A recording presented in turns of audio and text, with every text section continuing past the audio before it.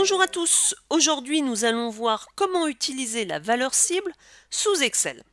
Alors pour illustrer cette utilisation, j'ai donc un petit tableau avec des articles différents qui chacun ont des coûts variables et des coûts fixes, donc ce que me coûte l'article, une marge, donc représentée par un taux de marque, et je vais donc dans un premier temps être amené à calculer le prix de vente. Alors tout simplement égal, j'additionne mes coûts variables plus mes coûts fixes et je multiplie le tout par mon taux de marque. Entrée, je recopie ma formule. Alors, première chose, imaginons que je souhaite augmenter ce prix, je souhaiterais savoir obtenir mon nouveau taux de marque. Alors c'est très simple, je clique donc sur ma cellule B6 et je vais chercher la fonctionnalité valeur cible. Donc elle est dans l'onglet Données. Au niveau de l'analyse scénario, je vais prendre la valeur cible. Et là ici, je me retrouve avec une petite boîte de dialogue.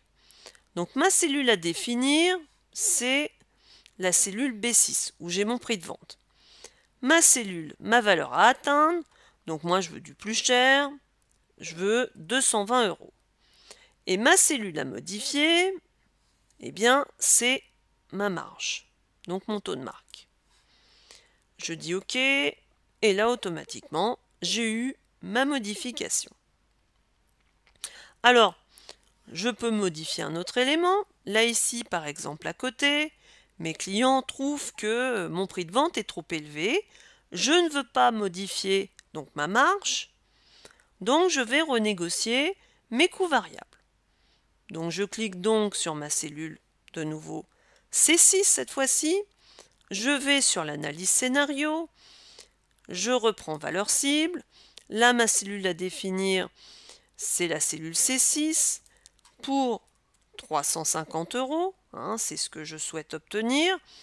Et ma cellule à modifier sera donc ma cellule où j'ai les coûts variables, donc la C3.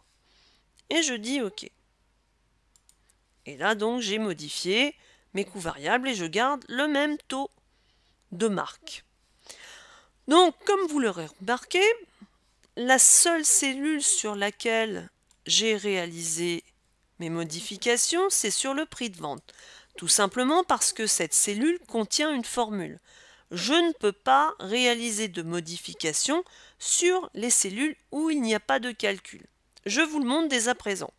Par exemple, je me dis, tiens, je voudrais changer mes coûts variables pour, par exemple, avoir un prix de 330 €. Et vous allez voir tout de suite, ce n'est pas possible. Je prends donc mon analyse scénario, valeur cible, valeur à définir, donc je le prends sur mes coûts variables. Je me dis que je vais les diminuer à 120 et que ma cellule à modifier, c'est mon prix de vente. Et là, vous voyez, il vous dit que la cellule doit contenir une formule. Donc, par rapport à ce modèle, comme vous le voyez, je dois avoir une formule dans la cellule pour pouvoir apporter des modifications avec la valeur cible. Alors cette fonctionnalité est quelque peu limitée. Il y a une fonctionnalité qui nous permet d'aller beaucoup plus loin, qui est le solver sous Excel. Nous retrouverons cette fonctionnalité dans un prochain tuto. En attendant, je vous dis à bientôt pour un prochain tuto.